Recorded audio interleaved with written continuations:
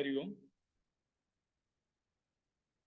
Om Sahanavavatu Sahanau Bhunaktu Sahaviryam Karavavahai Tejasvinavadhitamastu ma vidvishavahai. Om Shanti Shanti Shanti. Yena dhauta girappunsam vimalai shabdavaribhi tamascha jnanajam bhinnam tasmai paninaye namaha. Natva saraswatīm devīm shuddhāṃ guṇñāṃ karomyaham paniniya praveshāya Laghusiddhantakaumudi. Hari Om. So, welcome back in the second class of Laghusiddhantakaumudi. In last class, we saw Mangalacharanam, the beginning salutations, which is salutations offered at the beginning of the text by Varadarajacharyaji. And then we saw Maheshwara Sutra or Pratyahara Sutra or Akshara Samamnaya. So that we saw. Then we saw what is the use of those Pratyahara Sutras, and the first line of Laghusiddhantakaumudi, we started the explanation of that first line. Now let's continue further. Let me share the screen.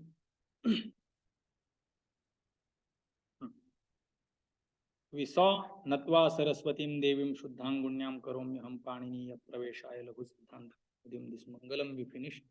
This is the meaning. And then we saw 14 Maheshwara Sutras. These are the Maheshwara Sutras which are written here. What is the use? We saw that ik, h, khar, etc. Those pratyaharas we make with those 14 Maheshwara Sutras. So that was here somewhere, which look very beautifully arranged. And then we read the first line, Iti Maheshwarani Sutrani Anadi Saudnyarth. What is the purpose of these sutras, Maheshwara Sutras, 14 sutras? So, to make Saudnya, to make names like an, etc., like an, like jan, in, like ik, like ach. So, these types of names, to create these names, these Maheshwara Sutras are there. Okay. Then, Esham Antyaha Itaha. To understand this line, something is required.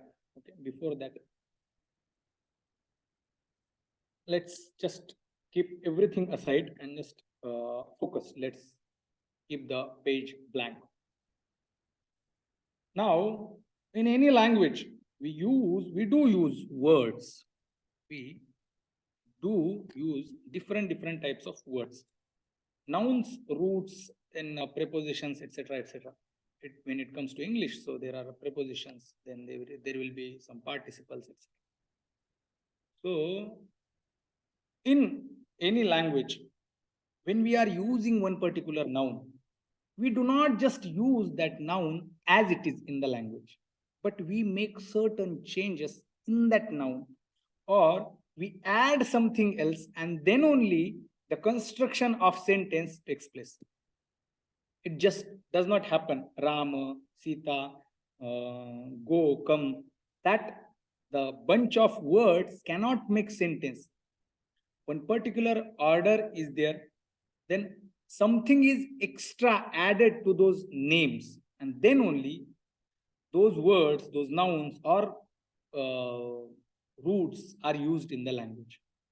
Now suppose take for example Rama. So we do not just use this Rama word throughout the language as it is. No. We add that Rama to of Rama, or sometimes we say this book is taken from Rama, or sometimes we say this book is for Rama. So this for, of, from, these prepositions are giving extra meaning to the noun Rama. So we do make these changes, or we do use these additional words in order to get the expected meaning from that particular word. So though we are using Rama word, but we are using that Rama word with different prepositions. So not in all languages it happens. In English, we use prepositions to bring the additional meaning to the nouns. In native languages, in Sanskrit, let's take Sanskrit only, not take any other language. In Sanskrit, we do not use those extra additional prepositions. Rather, what we do, we make changes in the noun itself in order to bring that extra additional meaning. That change in that noun we make using different types of pratyayas. So these changes will be made based on the meaning of prepositions which is expected from that noun. Okay, one is meaning of preposition and another is meaning or the sense of number. Sense of number. Suppose there is one book, so we say it book in English. And if there are more than one books, so what do we say? We say books. So in the word book itself, we have made one change in order to get the meaning of plurality or to add the sense of plurality. So that extra S, which is change made in the book word itself. Okay, here in English, that change only is made for the sake of number. But in Sanskrit, not only for number, but also for the different meanings of different prepositions, we make changes. Okay, so Rama itself, sometimes we hear Ramaha, sometimes we hear Ramo, or sometimes we hear Ramaha, Ramena, Ramabhyam, Ramebhya, Ramanam. So Rama only, but these are the many changes we have made. So these changes we make based on the different meanings of prepositions and different sense of numbers. Now, this much is understood. One extra thing we have to, one by one things we are going to add. In general, in all languages, almost all languages, whatever languages I know, in those languages, there are only two numbers. One is singular, another is plural. That which is one will be considered as singular, and wherever there is sense of more than one thing is plural. Suppose there is one book, it is singular. But if there are more than one book, then they are considered as plural. But in Sanskrit, there is singular, there is plural, but also there is dual. There is dual. This is a little bit quite different concept for the general people. We miss, even for me, it was something different when I also studied. So singular, dual, and plural means plural just does not come wherever there is a sense of more than one. But plural is the concept which explains or which is taken for more than two things. So singular, one thing considered singular, then more than one is singular, two things will be considered as dual, and more than two is plural. That much we have to understand. So there is a possibility of one boy, so that boy will be called Balaha. If there are two boys, then Balav. And when there are more than two boys, then it is called Balaha. Okay. So singular, dual, plural. Also, now this first change, we have to understand change which is made in the sense of number. We have kept number in our mind and then we made these changes. Balaha, Balo, Balaha. So singular, dual, plural. Then again, since there are different prepositions, so using or based on those prepositions meanings, we again make changes in the same word. So altogether, too many prepositions are there of, in, by, through, or from. So these many prepositions are there, but basically 7 groups are made. of those prepositions. We divide all those prepositions in 7 groups. First group does not have any preposition, so that is just nil, just neuter. It does not have any sense.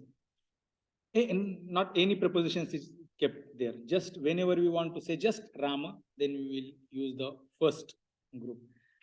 Whereas second group has the meaning of two towards these prepositions. Third group is by, through, via, with, because of these prepositions will be categorized in one group. Then fourth group is for. Fifth group will have the meaning from or due to, because of. Sixth of, with. And then seventh in, regarding, on. These are the meanings of seventh group. So all prepositions or the additional meanings what we add to the nouns, those are divided into 7 groups. First group does not have any meaning. Second, third, fourth, fifth, sixth, seventh have the specific meanings of specific prepositions. Now, based on this 7 groups and 3 numbers, we make changes into each and every noun. Every noun will get changed based on these 3 numbers and based on these 7 meanings of prepositions. So these 7 groups are called vibhakti. In English, it is called case. Earlier, once upon a time, even in English, there used to be these 7 cases. And numbers, I am not sure about numbers. I don't think numbers were there in English, but cases were there.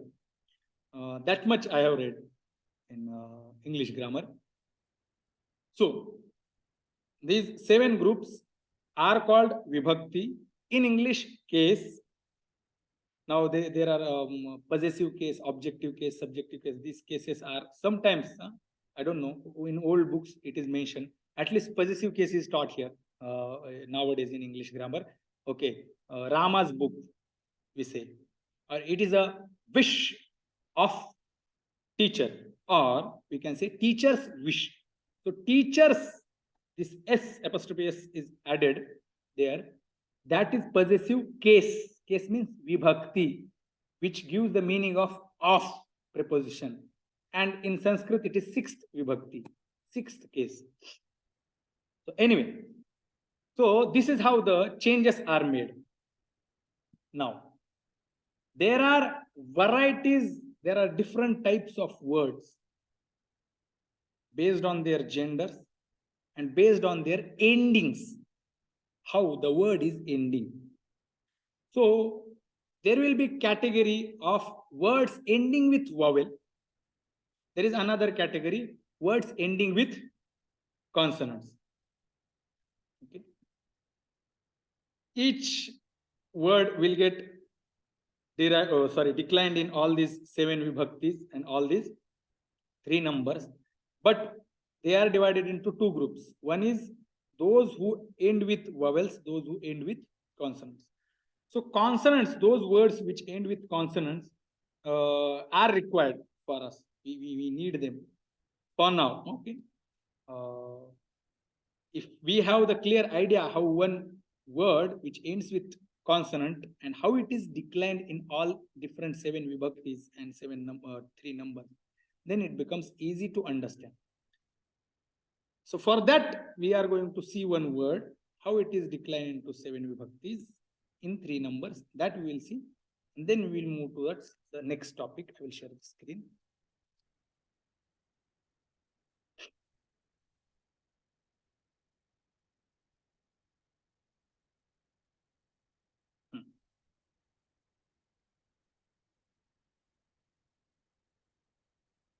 These are the 7 meanings. You can see 1. The first case, no meaning. Second case, 2 towards. Third, by, through, because of. These are the meanings. Just basic 1 meaning we can understand.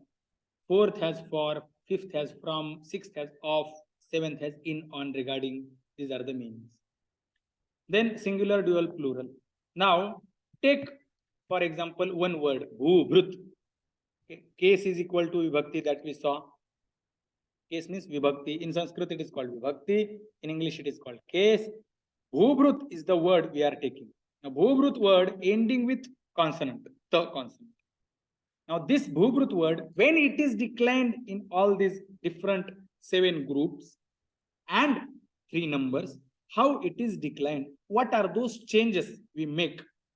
So those changes are like this. So first bhubrut, singular, bhubrutav, dual, bhubrutaha, plural. Bhubrut means a king, bhubrutav means 2 kings, bhubrutaha means many kings. Oh, it's coming down. So I will just not write here. Many kings. Just understand the same meaning with plurality. Bhubrutam means to a king, because the meaning of second case is two. Okay, to a king. Bhubrutav, two kings. Bhubrutaha, two many kings. Bhubruta, what is the meaning of Tritiya Bhakti or third case is by. So when it is put in the third case, meaning becomes by a king. Bhubrudham by 2 kings. Bhubrudhi by many kings. Bhubrute for a king, because fourth vibhakti has the meaning, or the fourth case meaning is for. Fifth has from and sixth has of. Bhubrutaha or Bhubruti means in the king. In a king. Bhubrutoho in 2 kings and Bhubrutsu in many kings. So that is the meaning. So this is how word is declined. Just like Bhubrut is declined in all 7 vibhaktis, in the same way, whatever words we have or the names we had derived or we made here as an, ik, ak, ach, chash, jash, kar, yam, all these words will be declined in all these 7 vibhaktis. Singular, dual, plural, prathama vibhakti, dvitiya vibhakti means first case, second case, third case, fourth case, fifth case. All these vibhaktis will be attached to these names as well. So, just like bhubrut, bhubrutav, bhubrutah, it will be declined an, anav, anaha, ak, akav, akaha, akam, akav, akaha, aka, agdham, agdhi, ake, agdham, agdhyaha, akaha, panchami vibhakti ekvachan, akaha, shashti vibhakti ekvachanam, akam, shashti vibhakti bahuvachanam. So this is how it will be declined and it will get the meanings of all those prepositions. Okay, so that is the purpose why we learned or why we saw this bhubrut word. Okay, now again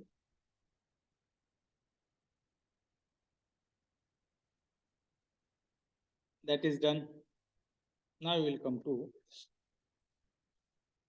verb. In any language,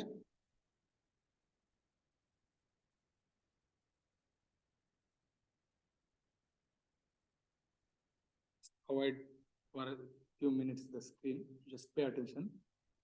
In any language, the language is made up of sentences. It is just nothing but the bunch of sentences. And in order to make any sentence, we need at least one verb form. At least one verb form. If there is no verb form, sentence cannot be completed. And if sentence is not completed, the thoughts cannot be expressed. Okay. So we need verb form. Just like we saw that same name to use in different senses, we made certain changes. In the same way, in Sanskrit, there is a set of roots, which are called dhatu, which are called dhatu. Root is what is the, we can, in easy language, you can say name of an action. Root is what? Root is equal to name of an action. Suppose this is the action. Suppose this is action. So this action is named as to write or writing. Writing is then action. So this action is named as to write. When I take book, so I am reading. So this particular action is named as reading. Okay, to read. So to read to write are the names of actions and they are called root. In Sanskrit, they are called dhatu. Now, to read does not express who is reading, when it is being read, by how many people it is being read, those meanings are in which tense it is being read. It is not mentioned. We cannot understand just reading to read. Okay, that's why it is called infinite, the infinitive form. So because we do not get, there are many possibilities of that particular phrase. So it does not have the meaning of time, means tense, meaning does not have the meaning of tense. Also, it does not express that how many subjects or how many performers of actions are performing that particular action. Reading is an action performed by a boy. Now, when we say a boy reads a book, a boy reads a book. So here, reads, when we see reads, we get the sense of singularity. Of course, it has to be the singular person who is reading the book. Then it is in present tense. We understand it is in present tense because that reads expresses that meaning. Okay, so it expresses tense. It also expresses the number of subject. Correct. So mere root does not express the time, does not express the tense, does not express the number of subject. Correct. Also, one more thing we come to know, that a boy reads a book. A boy has to be third person.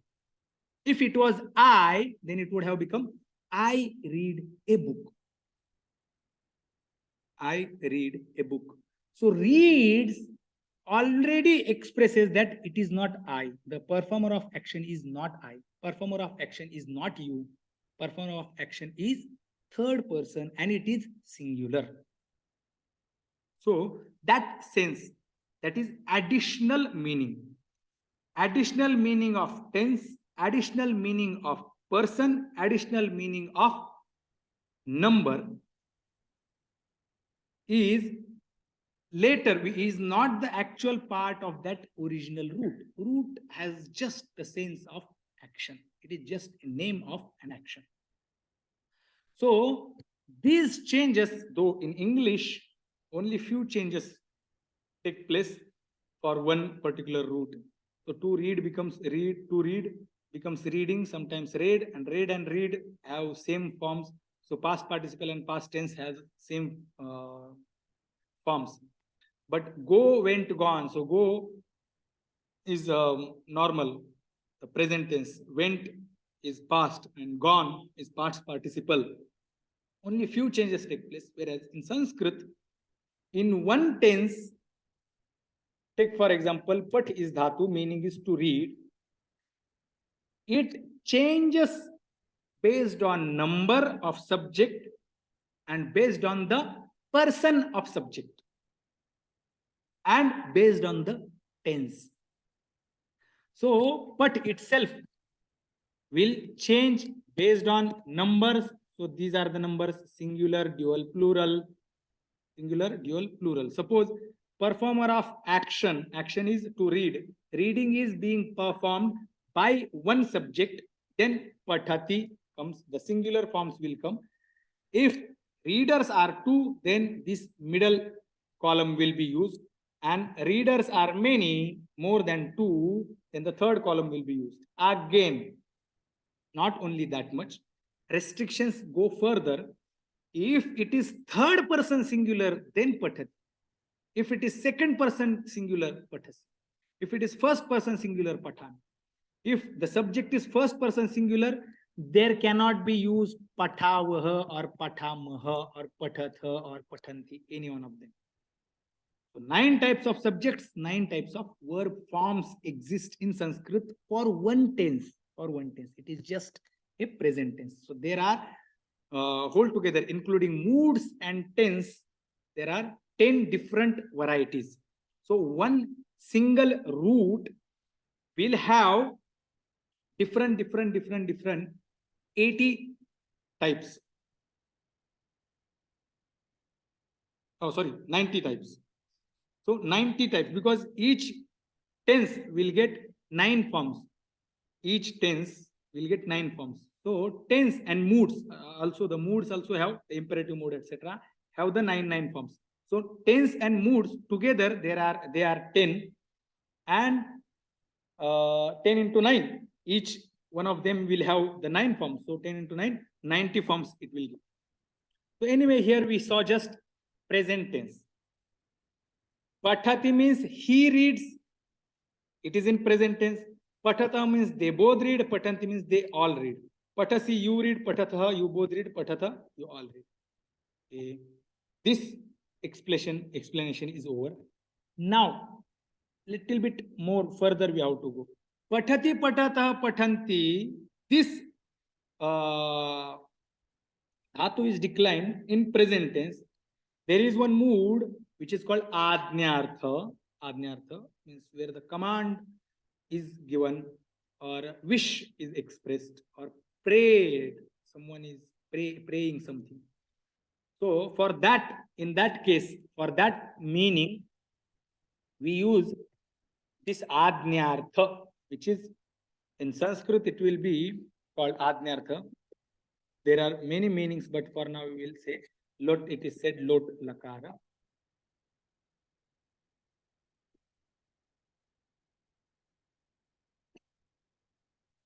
So same pat becomes patatu.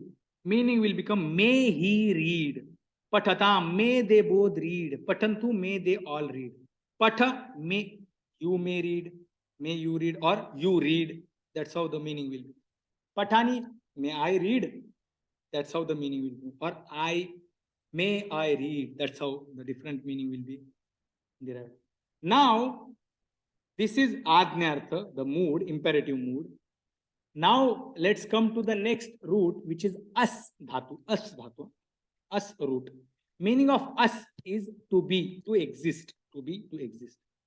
Now when it is declined in this mood, which is now, it is vidyartha again.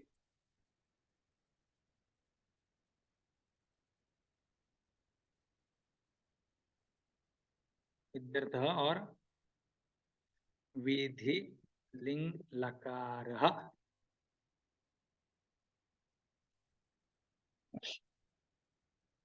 It also will have these 9 forms, which are syat, syatam, syuhu. Meaning, syat means may he be, or may he exist, or may it exist. Syatam, may they both exist. Syuhu, may they all be, or may they all exist. Syaha means may you exist. Syatam, may you both exist. Syata, may you all exist. Then Syam, may I exist. Syava, may we both exist. Syama, may we all exist. So based on 3 numbers and based on 3 persons, Asadhatu is derived in this Vidhiling Lakara, meaning comes may it happen, may it happen, may it happen. Like that. Now, this first line, these 3 forms we are going to use again and again further. Syat, Syatam, Syu. So wherever we see Syat, meaning is may it happen, may it exist, may it be. Syatam, may they both exist, may they both happen, may they all happen. Syuhu, may they all happen. That is the meaning. Now these roots, these verb forms we are going to use ahead again and again. So therefore, we saw the verb forms here. Almost in all rules, we will read either Syatam, either Syat or Syuhu. In Kashika, Bhavati, etc. is used, but in Siddhantakaumudi, Laghusiddhantakaumudi, As Dhatu, Vidhiling Lakara is used. So these forms will be used ahead. So therefore we saw these forms. Now, after having taken this much explanation, now let's go to the main line where we were there yesterday. Here we were. What? Iti Maheshwarani Sutrani, Anadi Saunyarthani. These are the Maheshwara Sutras. Purpose of them is to create names like and in, ik, etc. That is the purpose.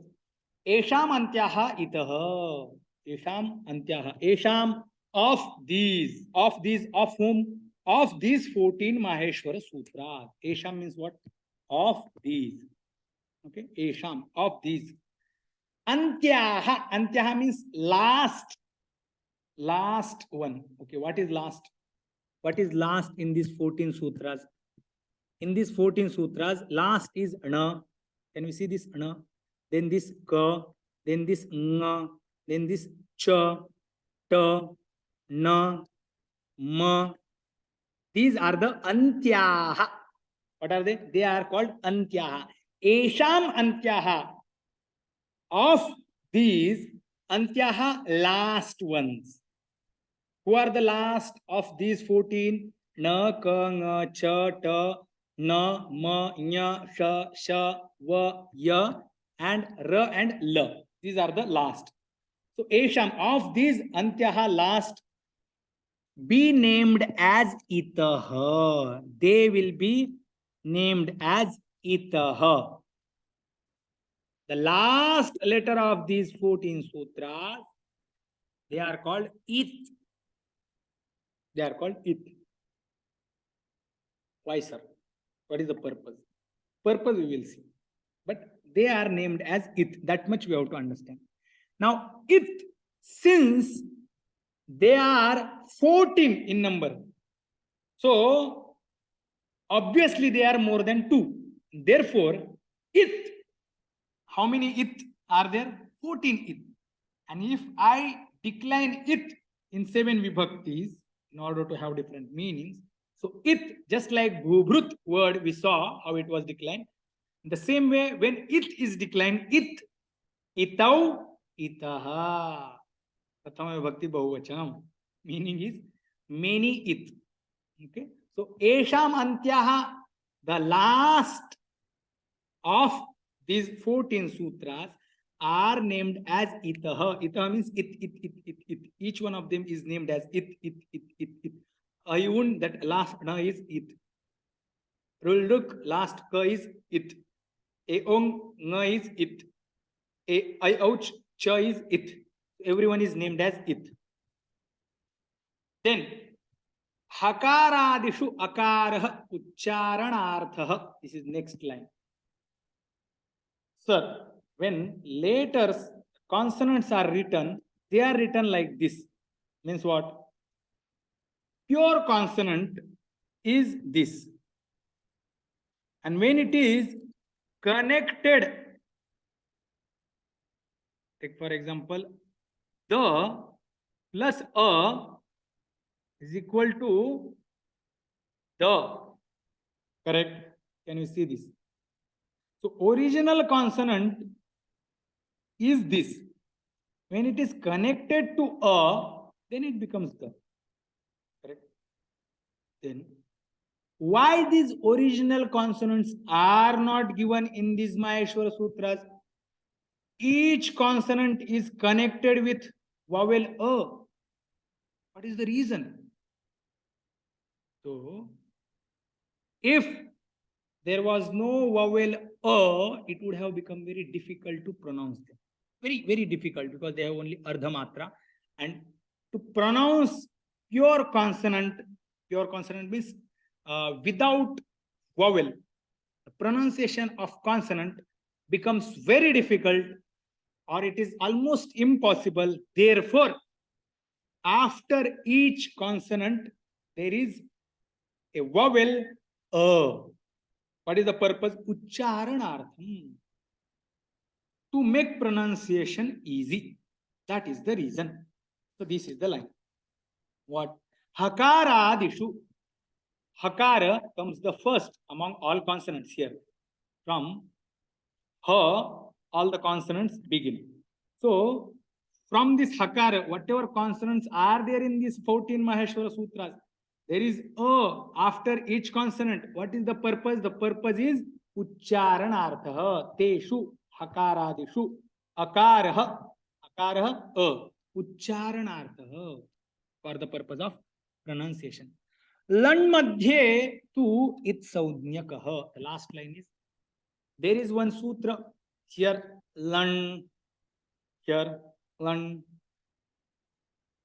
There is also a. What is the purpose? So separately the purpose is mentioned. See, sir, the akara in the la is not for the purpose of pronunciation. What? Just now you said after each consonant there is a, and that akara is for the sake of pronunciation. And now you are saying that the a which is there inside la is not for the sake of ucharanartha. Then what is it for? So it is also named as it, just like this cha, just like this last cha, last na. This akara which is there inside la is it. Why? What is the need? It was good only na with other consonants also. They have the akara ucharanartha. Why this one is separated and it is named as it, and why others are not named as it? So there is a reason. Okay, we are going to learn it in the Sandhi Prakaranam. That time we will realize that what was the purpose. Taking that akara as it and not other akaras as it, and all other akaras are just for the sake of pronunciation. For now, we have to just remember, in 6th sutra, there is la, one consonant, and after that la consonant, whatever that akara is there, it is not for the sake of pronunciation, but the purpose of that akara is to have name as it. That is the purpose. That was the last line. Lan madhye tu it saundnyakaha. In all consonant, whatever the akara is there, it is for the sake of pronunciation. But in the Lan Sutra, there is akara. That akara is not for the sake of pronunciation, but for what it is? It is for it saudnyak. Means it is to make it saudnya of it.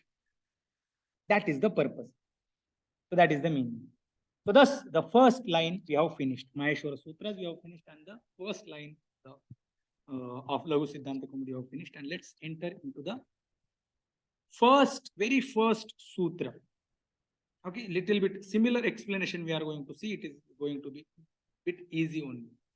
So we will read sutra 3 times and then we will start the explanation. Let's start. Halantyam, Halantyam, Halantyam. Halantyam is the sutra.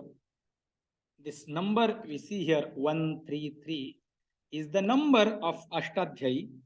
In Ashtadhyayi, the sutra comes in first chapter, third section, third sutra. Third sutra of third section of first chapter of Ashtadhyayi. What this sutra tells us? So it tells, Upadeshe antyam hal itsyat. It syat. Hal it syat. Hal it syat is the main sentence. Here, let's pay attention. Whatever the explanation is already on, that just avoid. What I am typing there, you have to pay attention. Hal it syat. Hal means what? All consonants. Okay, all consonants. All consonants, because from the hal, ha to la, all consonants are covered. So hal, may hal become, may it become. Syat means what? Just now we saw syat. Syatam syu. May it become, may it happen. What may happen? So may hal happen. What, sir? May hal it happens. May this hal be named as may hal become it. That is the meaning. This is the main statement in this line, which looks a little bit different, but this is the main line. Hal it syat. This word we have split here. Hal, then it, then syat. Hal it syat. May hal become it. That is the meaning. Okay.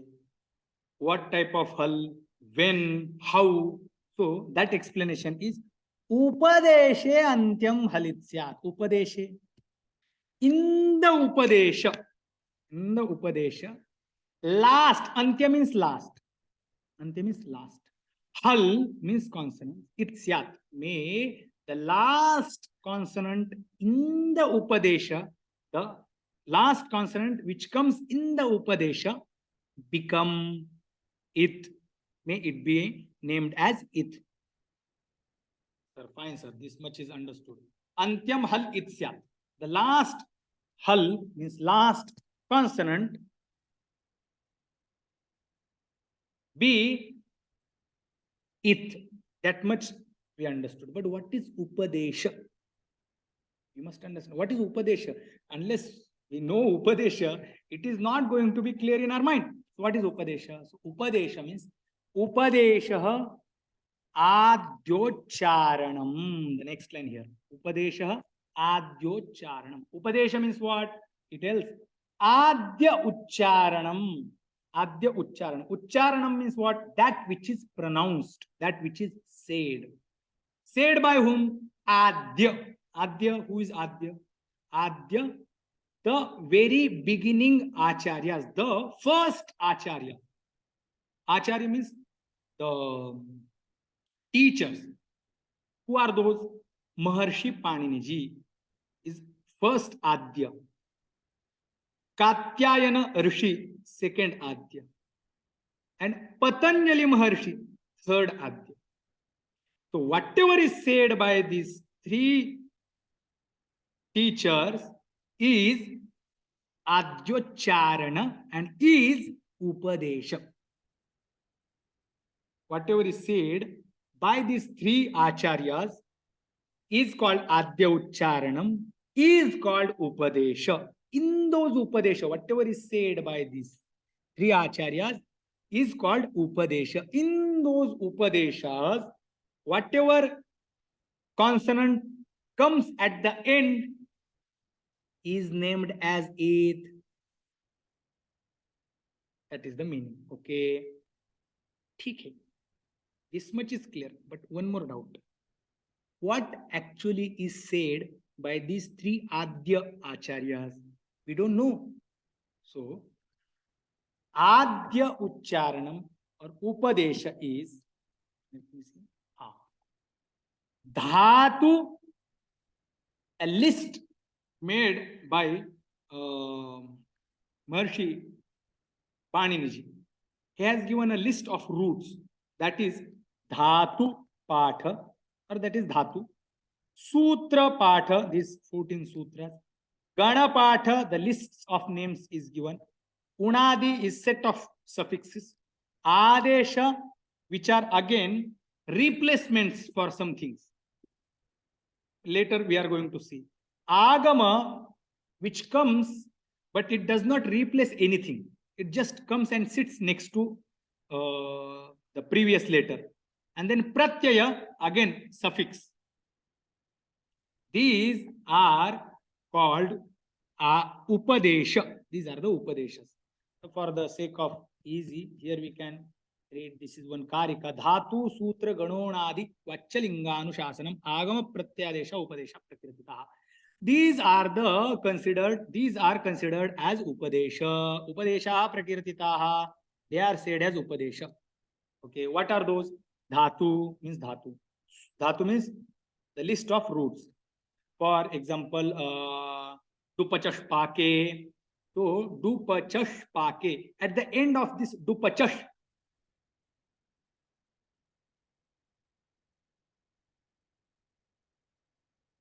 Dupachash. Now, this Sha is at the end, which is consonant. So, in this Dhatu, this is whole root. What will happen to this Sha? Sha will be considered as it. Sutra, these 14 sutras. Gana means Gana Patha, there is list of nouns. Unadi is set of pratyas. Vacha, what is said in Vartikas. Linga, there is one Linganushasanam written by Maharshi Paniniji again. Agama means agamas, pratyaya and adesha, what we saw here. That is, they are considered as upadeshaha. Okay. In those, whatever consonant comes at the end is considered as it. By which sutra? By this sutra. Ante, Halantyam, Upadeshe, Antyam, in the Upadeshas. Antyam means last. Hal, last consonant, be named as it. That is the meaning. Upadesha is what? Adyocharanam. Adyocharanam means Adyanam Ucharanam. Who are those Adyas? Maharshi Paniniji, Maharshi Katyayana, Maharshi Patanjali. Now, this much is done. Now, next line is Sutreshvadrushtam padam sutrantaradanuvartaniyam sarvatra. The sutra was Halantyam. Correct. And when the meaning is explained, then suddenly few words came. What? Upadeshe word came, which was not there in sutra. Okay. Then it word is not there. It came there. Syat is not there. It came there. From where it is coming? So it is said that whatever is not seen in the sutra, it should be taken from the other sutras. It should be taken from the other sutras. So this Upadeshe word is taken from previous sutra. There was, before Halantyam, there is sutra. Upadeshe Janu Nasika It. This is the previous sutra of this Halantyam, which says Upadeshe Ach Anunasika Itsyat. So, in the Upadesha, again, in all those Dhatu Sutra Ganona, Anunasika Ach, nasal vowel, will be considered as it, may it be named as it. That is the meaning of this sutra. Okay. Now, this Upadesha word is taken as it is in the sutra called Halantyam. So, how will we split? Upadesha we will take from the previous sutra. This is previous sutra. So, Upadeshe is taken as it is. Then not Ach, not Anunasika, but it will be taken. So, Upadeshe, Hal, Antyam, it. This will be the full meaning. And the verb is understood. Verb is Syat. You have to understand it. Syat, Bhavati, etc. That is the paripati. That is the style of Sanskrit. So, Upadeshe, Hal, Antyam, it, Syat. So, in the Upadesha, Antyam, Hal. Antyam is actually adjective for Hal. Order doesn't matter here. So, Antyam, Hal, we can change just the order of this.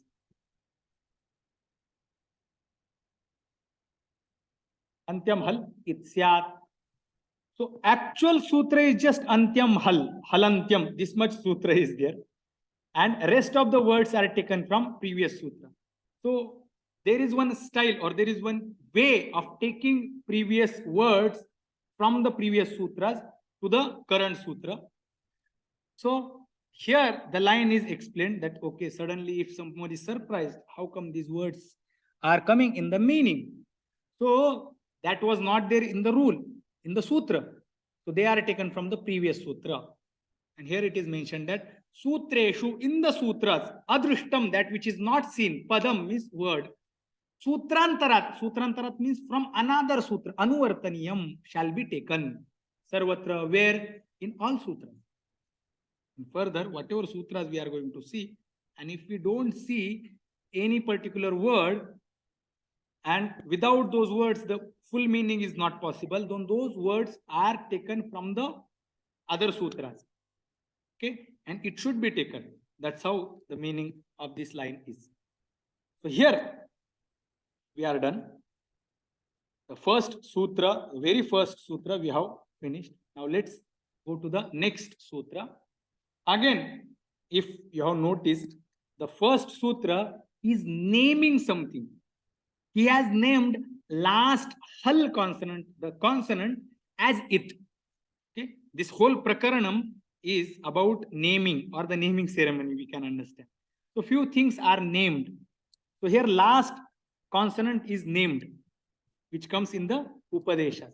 Now the next sutra is lopa saudhnya. It is going to make lopa saudhnya. Let's read this sutra 3 times and then we will see the meaning. Adarshanam lopaha, adarshanam lopaha, adarshanam lopaha, adarshanam lopaha. Lopaha is the meaning, is the name given to whom? Adarshanam. Adarshanam. Adarshanam means what? Disappearance.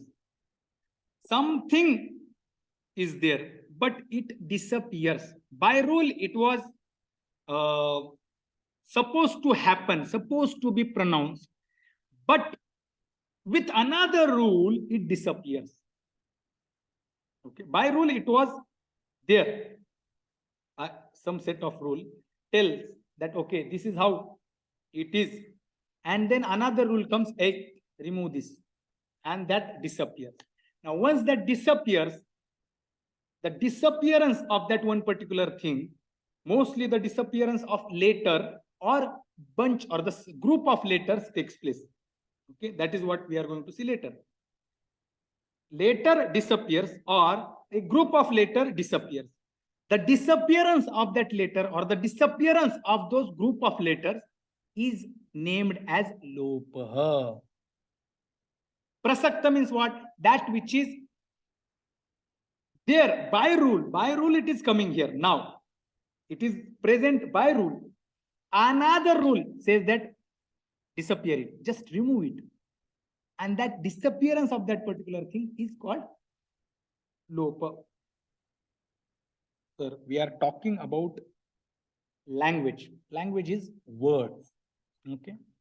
Now, in language, words are not seen, but they are heard. And you are seeing when they are disappearing, they are not visible. So, adarshanam, actual meaning of drush, pashyati means to see. Adarshanam means that which is not seen. Words are not seen at all. Whenever they are written, that time it is different, but actual word is just that which is heard. Dhvani, shabda. In Mahabharata it is said, what is this science about? Grammar discusses what? It discusses dhvani. Dhvani means sound. Sound means words. Words are actually in the form of sound. So what is this adarshanam? Non-seeing or not seen. So the explanation here is, because it is Shabda Shastra, here adarshanam word has to be understood that which is not heard. That's how we have to understand. So it was supposed to be here, heard, but it is not heard, and therefore that disappearance, not hearing of that letter or the group of letter is called lopaha. Prasaktasya adarshanam lopa saunyam syat. May it be named as lopa. May it become as named lopa. What? Adarshanam. Disappearance. Of what? Of prasakta, that which was coming by rule. That is the meaning of this sutra.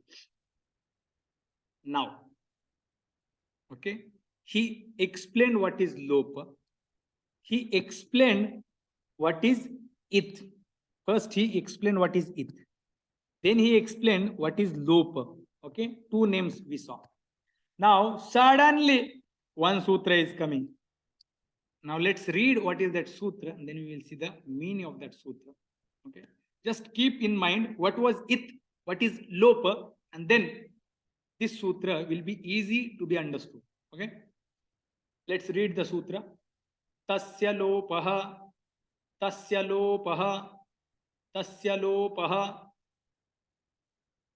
tasyalopa, tasyalopa. Lopa, disappearance. Tasya, of that. of that disappearance. May the disappearance of that take place.